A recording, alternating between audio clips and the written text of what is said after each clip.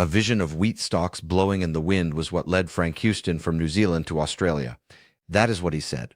What the investigation found was different. A 7-year-old child who grew up and decades later described in detail how prayer meetings at his family's home served as cover for what happened in his bedroom. Hillsong Church, founded by Frank Houston's son, present in more than 20 countries, with songs played in churches in Brazil, the United Kingdom, and the United States, was built on this displacement. The public image was of a modern, vibrant, morally committed Christian community.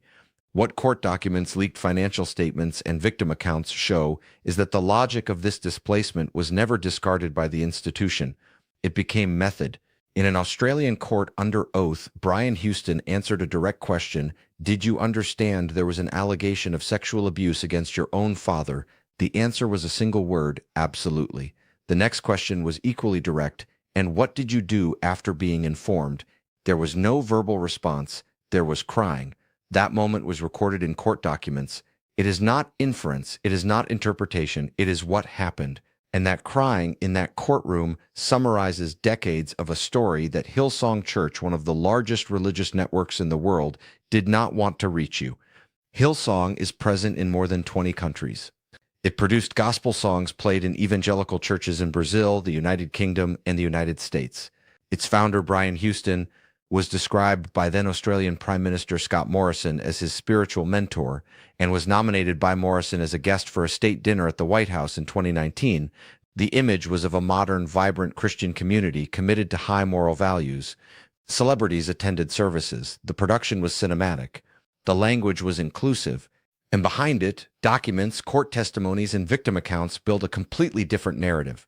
One of sexual crimes against children covered up for decades, of institutional resources used for personal luxury spending, while the public message was one of service and faith, of abuse victims who, upon approaching leadership, were told the person responsible was abroad and that the abuser would be kept in his position, of a system that learned from the very beginning to protect leaders, not the people who trusted them.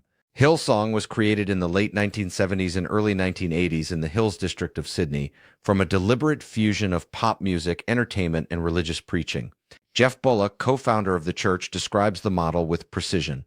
"We attracted musicians and started a musical style. Prayer and pop music became a perfect combination." It was Bullock who suggested the name Hillsong in December 1984. He acknowledges today that he lacked the intelligence to register the trademark. Brian Houston kept it. That detail about the trademark is not secondary. It reveals something about the power structure that would form over the following decades. The fusion model of spectacle and religion created a structure for attracting audiences and power based on charismatic personality, not institutional oversight. There were no external accountability mechanisms, no independent oversight, no structure that compelled leaders to answer for their conduct before anybody other than the leadership itself. And that absence of external control was not a design flaw. It was the design. Brian Houston's father, Frank Houston, was a pastor, a prominent figure in the Assemblies of God, the denomination that would eventually become the origin environment of Hillsong. In New Zealand in the 1960s, Frank Houston led services and held prayer meetings in the homes of religious families. He was respected. He was celebrated. And according to the public testimony of David Cowdery, who describes it as the first time he has spoken about the subject on television, Frank Houston sexually abused him when he was 7 years old. The abuses were not isolated acts. Cowdery describes the mechanism in detail. The prayer meetings at the family home served as cover. The noise of the faithful gathered downstairs covered what happened in the child's bedroom. Cowdery states that at least a dozen other boys may have suffered similar abuses, and that a local pastor was already warning other parents never to leave their children alone with Frank Houston. That warning existed, people knew or suspected. And nothing concrete was done to prevent Frank Houston from continuing to have access to children. The impact on David Cowdery was permanent. In his own words, "The year the abuse occurred changed my life definitively. I was never the same after that." This is not rhetoric. It is the kind of consequence that accompanies a person for their entire life in relationships, in mental health, in the capacity to trust. And Cowdery carried this for decades in silence, while Frank Houston continued preaching, continued being celebrated, and continued having unrestricted access to religious communities and the children within them. At some point, Frank Houston left New Zealand.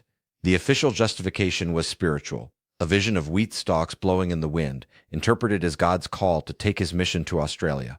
David Cowdery has a different reading. In his words, "I suspect that events had overtaken Frank Houston, and he moved quickly." Cowdery describes the spiritual narrative of the departure as a cover story and raises a question that remains without a satisfactory answer to this day. Why did no one warn the Australian communities before Frank Houston arrived and founded an entire group of churches? The answer, according to Cowdery, has an explicit theological basis. The biblical text invoked to justify the silence was, "Do not speak of things done in the dark." The religious justification for not reporting sexual crimes against children was found in Scripture. This is not a minor detail. This is the mechanism, not an individual failure of one person who made a bad decision. It is the instrumentalization of a belief system to protect an abuser and silence those who could speak. And Frank Houston arrived in Australia, founded churches, had access to new communities, and his son Brian built upon that foundation the largest religious network ever created on Australian soil. Now, what Brian Houston knew, and when he knew it, is the central question of the criminal proceedings he faces in Australia. The charge is concealment of sexual abuse committed by his father. And court documents show that Brian not only knew, but understood what had happened. The courtroom examination is direct. Did you understand it was sexual abuse? Absolutely. Did you understand there was an allegation against your father? Absolutely. And when the prosecution asks what he did after being informed, there is a pause, then crying. No verbal response is recorded to that question at that moment. The maximum sentence for the charges Brian Houston faces is 5 years in prison. But for David Cowdery, the issue is not only legal. In 2009, according to his account, Bobby Houston, Brian's wife, made contact saying she thought he had been abused by Frank. Brian, according to Cowdery, responded saying that if he wanted, he could go to Auckland to meet him. Cowdery waited 4 years for contact that never came. Brian Houston knew where Cowdery was. He had his contact, and he took no initiative to reach out to his own father's victim. For Cowdery, this is not just an absence of action. It is a second form of abandonment, this time not by the abuser, but by the institution that should have assumed responsibility. What the documents and testimonies reveal is that this pattern was not confined to Frank Houston, nor to the moment when Brian learned of his father's crimes. The same response model, protect leaders, minimize complaints, keep aggressors in positions of power, reappeared within Hillsong in completely different cases involving other victims, other aggressors, other geographic contexts. Piper Cameron was 13 years old when she began receiving sexually suggestive messages from an adult leader responsible for Hillsong's youth group. The messages were daily. The leader asked her to prove she wasn't wearing a bra. He asked for photos of her body. Piper's family reported the case. The mother sent an email to Brian Houston, who was abroad. The result was that the family received a meeting with Hillsong pastors. In that meeting, according to Uncle Dave, the institution's representative suggested that Piper had initiated part of the contact. The accused leader was kept in his position as the person responsible for the youth group. Piper's family was forced to leave the church. Piper states that the institutional response made her feel shame and guilt, the conviction that what happened was her responsibility. This consequence is not accidental. It is the predictable result of an institution that learned to manage complaints as image problems, not as crimes against people. Piper's reading of what she experienced is precise. The men in leadership are being protected. It is a pattern of protecting the predator and the leaders, not the people of the church. She is not generalizing. She is describing what she experienced directly, and the structure she describes is the same one David Cowdery describes. It is the same one the court documents in the Brian Houston case confirm. These are not disconnected episodes. They are instances of the same institutional mechanism functioning consistently over decades and across different geographies. Pay attention to this point. Hillsong had the capacity to hire external investigation. When celebrity pastor Carl Lentz, a public figure from New York, photographed with sports and entertainment stars, was fired in 2020 after confessing marital infidelity, Hillsong hired a New York law firm to conduct a formal investigation. That investigation identified not one, but 3 extramarital relationships. The institution had the mechanism. It had the willingness to use it when the case had sufficient public visibility to demand a response. But for Piper Cameron, at 13 years old, there was no investigation. There was a meeting in which she was partially held responsible for what an adult did to her. And here enters an element that changes the reading of this case. While all of this was happening, the father's crimes concealed, internal complaints managed, the Lentz case investigated and controlled, the statement from a Hillsong corporate American Express card tells another parallel story. The records show Brian Houston's spending at establishments such as the Soho Grand Hotel in New York, nearly $7,000, at the Tom Ford store, nearly $12,000, at Shelley's Back Room, described as a leather-lined cigar lounge in Washington, over $1,000, lodging at the St. Regis Hotel, 1 block from the White House. And in September 2020, $55,000 to charter a private jet transporting Brian Houston and 2 colleagues from California to Washington to attend Donald Trump's presidential nomination acceptance speech. Look at the contrast. The same period in which Hillsong's public message was one of service, faith, and community. The same period in which victims like Piper Cameron approached leadership and were partially held responsible for what they suffered. The numbers confirm nearly $70,000 in just some of the documented expenses in the leaked statement, and that statement is not complete. It is a snapshot. What it reveals is sufficient to raise serious questions about who authorized those expenses, what was the institution's financial accountability mechanism, and how a church that presented itself to the world as a community of faith justified internally that level of spending with collective resources. In 2019, after a Hillsong conference, Brian Houston entered the hotel room of a church donor. He was intoxicated with alcohol and anxiety medication. He remained in the room for 40 minutes. The woman filed a formal complaint with Hillsong and requested a refund of a donation described as substantial. The incident was kept confidential by the institutional leadership for 2.5 years until a group of internal leaders refused to remain silent. When the case became public, Brian Houston described it with calculated care. There were enough details to cast on me definitive shame and humiliation, but enough ambiguity to let people draw their own conclusions. 2.5 years of secrecy, a substantial donation whose amount was not disclosed, a formal complaint that was not made public by the institution. It was made public by those who could no longer stay silent. It is at this point that the story changes level. Because the 2.5 years of silence about the hotel incident was not a communication failure. It was a decision, the same decision made when Brian Houston learned of his father's crimes and did not report them. The same decision made when Piper Cameron reported the harassment and the leader was kept in his position. The hotel incident is not an isolated episode in a script of public figures who fail morally. It is one more piece of evidence of an institutional system that learned over decades that the cost of protecting image is lower than the cost of confronting truth until that calculation stops working. And in this case, it stopped working. What happened next reveals how far Hillsong went to continue controlling the narrative and how far Brian Houston went to escape the consequences. The Hillsong board accepted Brian Houston's resignation. The house in Sydney was put up for sale for over $4 million. And then something happened that no official statement mentioned: a garage sale. Brian and Bobby Houston began selling their personal belongings in public listings: clothes, robes, shoes, accessories. Among the items for sale, a suit with the name Brian embroidered on the collar. The image of that suit available for purchase by anyone with a credit card is an involuntary synthesis of what happened to the authority Brian Houston built over decades. The garments of leadership were being liquidated. What they represented, however, Brian Houston was not prepared to give up. See what the documents show about the period before the resignation. In 2019, before the hotel incident became public, before the criminal proceedings advanced, before Carl Lentz's dismissal, Brian Houston was at the highest level of political access he had ever achieved. Then Australian Prime Minister Scott Morrison, who publicly described himself as a Pentecostal Christian, described Houston as his spiritual mentor. And in September 2019, Morrison's office submitted Brian Houston's name as a guest for one of only 2 formal state dinners of the Trump government, a tribute to Australia. The access Houston represented was not only religious, it was diplomatic, it was strategic.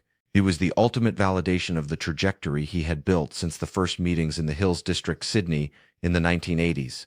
Houston's name was rejected. The justification, according to a U.S. government official cited by the journalist who investigated the case, was direct: the smell of potential scandal and problematic ties with his family, particularly his father. First Lady Melania Trump was said to have considered the reputational risk too high. Pay attention to this point. The United States government in 2019 already had sufficient information about Frank Houston and about Brian to reject inclusion in a state dinner. The Australian Prime Minister's office, according to the same investigation, actually insisted on Houston's inclusion even after the initial rejection. The request was reiterated. The answer was no. Less than 3 months after that rejection, Brian Houston managed to enter the White House, not as a state dinner guest, as part of a delegation of American pastors who met with government representatives. Houston posted about the event, posed for photos. The public narrative was one of access and influence. The formal rejection had not been processed publicly, and access through the alternative route served to erase, at least symbolically, the embarrassment of the exclusion. This is the pattern that the investigation documents, not as exception, but as method. When one door is closed, find another entrance and behave as if the first had never been closed. And here enters an element that changes everything in this story.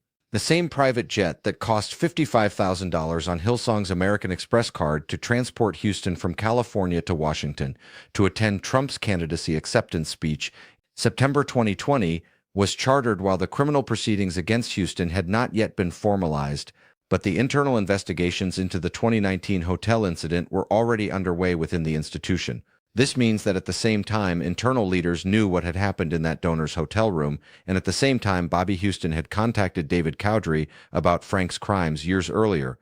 Hillsong's leadership was still authorizing expenditures of that magnitude to position Brian Houston in the corridors of American political power. These were not decisions made in a vacuum. They were decisions made by people who knew. The financial dimension of this investigation goes beyond the numbers on the statement. The relevant mechanism is not the value of each individual expense. It is the absence of any control structure that would have made those expenses questionable internally. Jeff Bullock, the co-founder who suggested the name Hillsong and who followed the institution's trajectory from the beginning, describes how Brian Houston became progressively more authoritarian and less accountable over time. There was no independent board with real power. There was no external audit with authority to question decisions of the senior pastor. Hillsong's formal structure was that of a religious organization with all the legal protections that implies in countries like Australia and the United States, including tax exemptions, lesser obligation for public transparency, and an internal culture that framed any questioning of leadership as a lack of faith or spiritual disloyalty. Because let us be honest, this is not an administrative failure. An administrative failure is when someone processes an incorrect invoice. What the documents describe is the deliberate absence of accountability mechanisms in an organization that collected resources from tens of thousands of people around the world based on a promise of moral integrity. Hillsong sold an identity, and the institutional structure was built to ensure that no one with real authority could question how the resources of that identity were managed or who was being protected with them. The Carl Lentz case is the clearest example of this structural contradiction. When Lentz was dismissed in November 2020 after confessing infidelity, Hillsong commissioned an external investigation and identified 3 extramarital relationships. Brian Houston, in announcing the dismissal, said he hoped going forward we have better systems in place. Systems. He spoke of systems, while, according to the timeline documented by the investigation, he himself had already been in a church donor's hotel room intoxicated for 40 minutes in 2019, while he had kept that incident secret since then. While the donor had filed a formal complaint and requested a refund of a substantial donation without any public response from the institution, he spoke of better systems while being himself one of the episodes those systems should have caught. The dissonance is not accidental. It is how the shielding works. The leader controls the discourse of reform while placing himself beyond the reach of the reforms he announces. Hillsong's institutional shielding did not depend solely on the centralization of power in Brian Houston. It also depended on a layer of cultural protection, the idea that questioning leadership was spiritually dangerous. Piper Cameron and her family experienced this directly.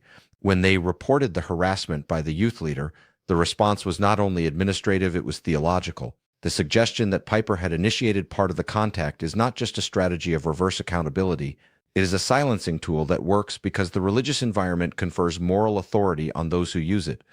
In a community where leadership is invested with spiritual authority, being confronted by pastors who suggest you bore some responsibility for what happened to you creates a level of dissonance and shame that is difficult to resist, especially when you are 13 years old, when this is your family's faith community, and when the adults around you are also inside the same system.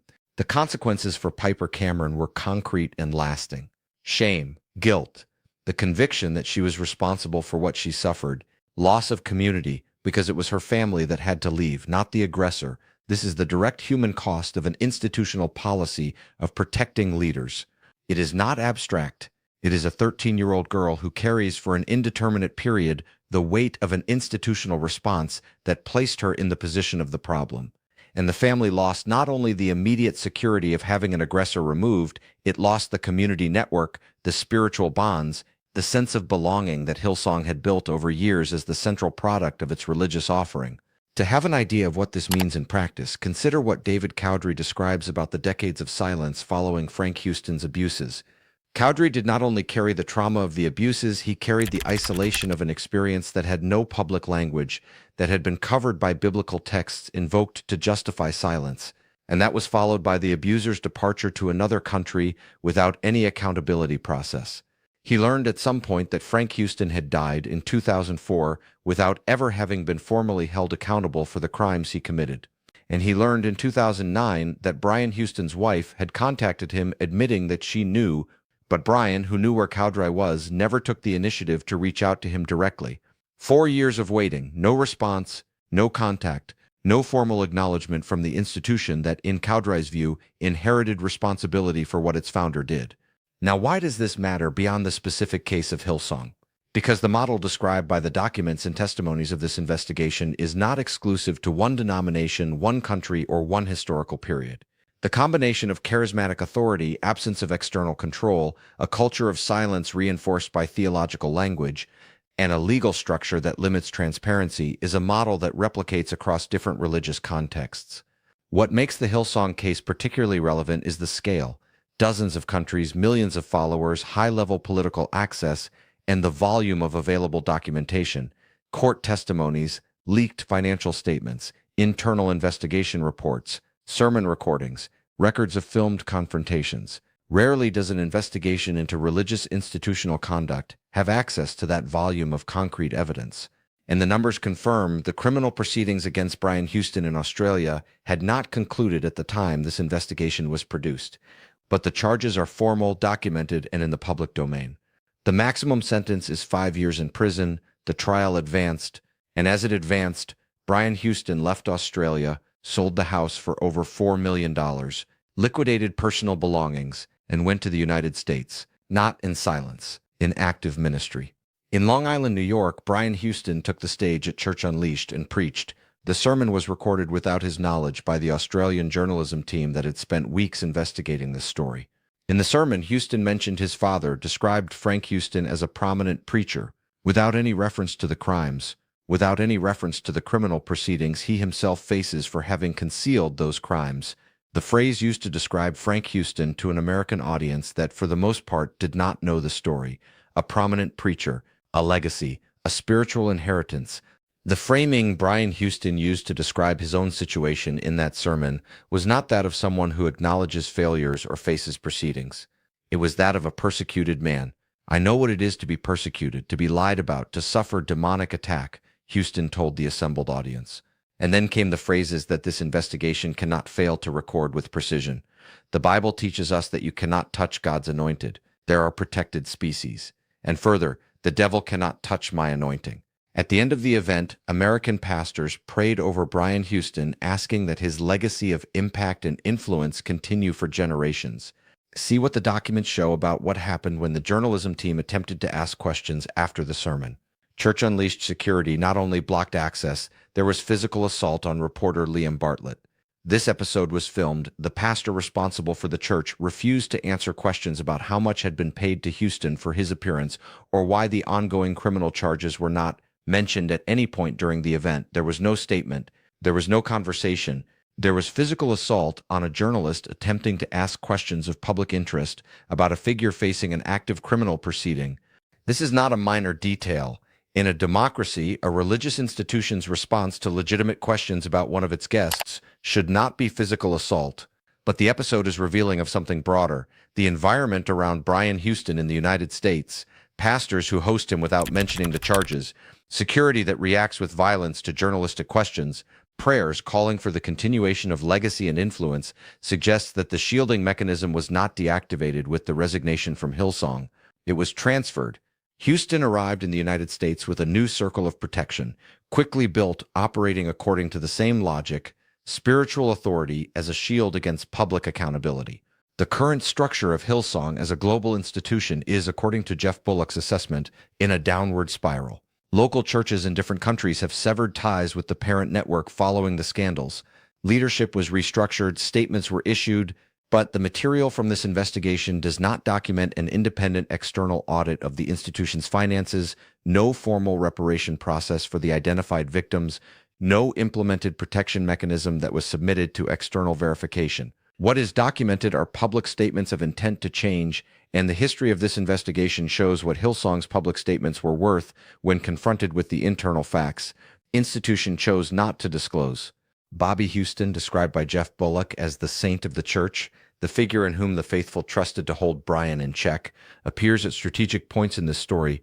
It was she who contacted David Cowdery in 2009, admitting she thought he had been abused by Frank. She knew her role in the subsequent institutional decisions, her current legal position, and what she knew about the 2019 hotel incident and about the internal complaints that preceded the Lentz case. None of this was clarified by the available material. Bobby Houston did not grant an interview.